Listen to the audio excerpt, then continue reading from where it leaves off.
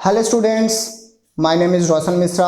आप लोग का बहुत बहुत स्वागत है मैथ्स लर्निंग में।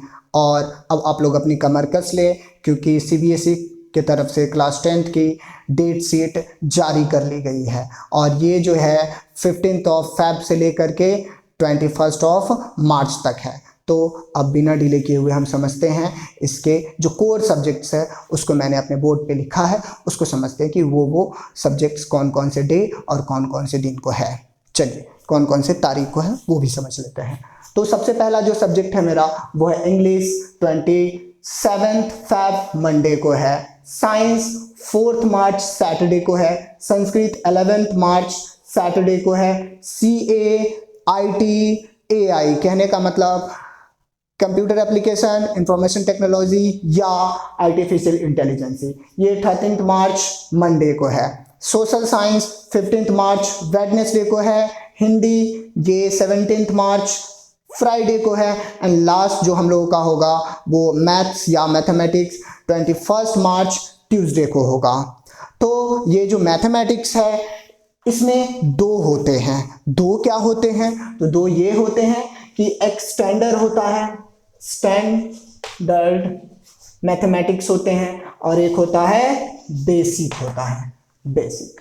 तो समझते हैं कि स्टैंडर्ड मैथमेटिक्स क्या होता है और बेसिक मैथमेटिक्स क्या होता है। स्टैंडर्ड मैथमेटिक्स में मुझे क्या पढ़ना होता है और बेसिक मैथमेटिक्स में मुझे क्या पढ़ना होता है, इन दोनों में डिफरेंस क्या होता है।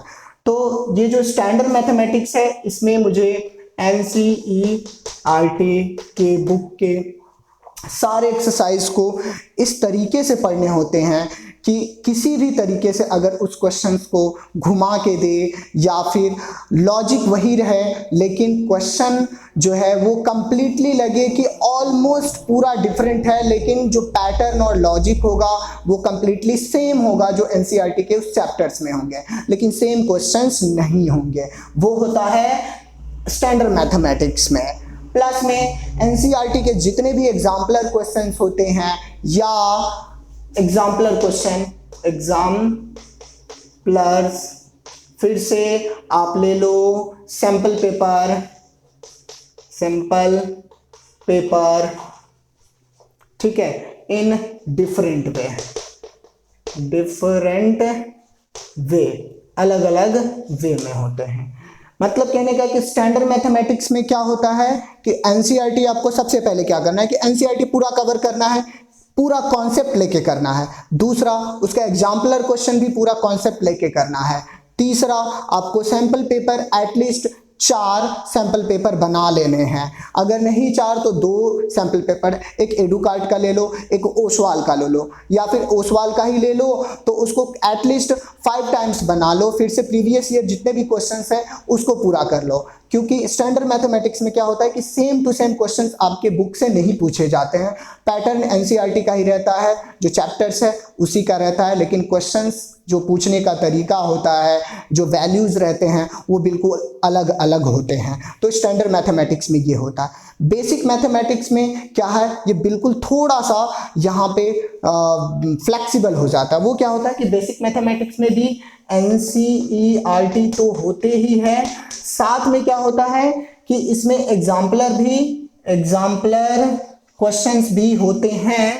प्लस में आपको इसमें क्या कर लेना है, सैंपल पेपर इसमें भी करना है, सैंपल पेपर इसमें भी करना है। तो आप बोलोगे कि सब कुछ तो सेम आ रहा है स्टैंडर्ड की तरह, नहीं, एक चीज डिफरेंट है। इसमें क्या है कि ये सेम टू सेम इसमें बुक में का नहीं पूछता है, और इसमें क्या है कि सेम टू सेम बुक में का ही उठा के डाल देता है मोस्ट ऑफ द टाइम। ये आप देखोगे तो ऐसा ही होता है। तो अब बिना डिले किए हुए हम अगले वीडियो में हर एक चैप्टर को पढ़ेंगे। पहले NCERT को, उसके एग्जाम्पलर क्वेश्चन को, फिर उसके बाद ऐसे कर करके हर एक चैप्टर को पढ़ते हुए चलेंगे। और फिर उसके बाद जो ये सैंपल पेपर है उसको हम पूरी तरीके से कवर करेंगे। और ये करते करते 1 से 1.5 महीने पूरे लग जाएंगे, ज़्यादा टाइम नहीं लगेगा। 1 से 1.5 महीने में ये पूरा का पूरा कंप्लीट हो जाएगा। आई गारंटी यू, अगर इतना कर लेते हैं तो चाहे आप ये क्या कहते हैं स्टैंडर्ड में हो या फिर आप बेसिक मैथमेटिक्स के स्टूडेंट्स हो, तो आपका कवर हो जाएगा 90 अराउंड में। Thank you.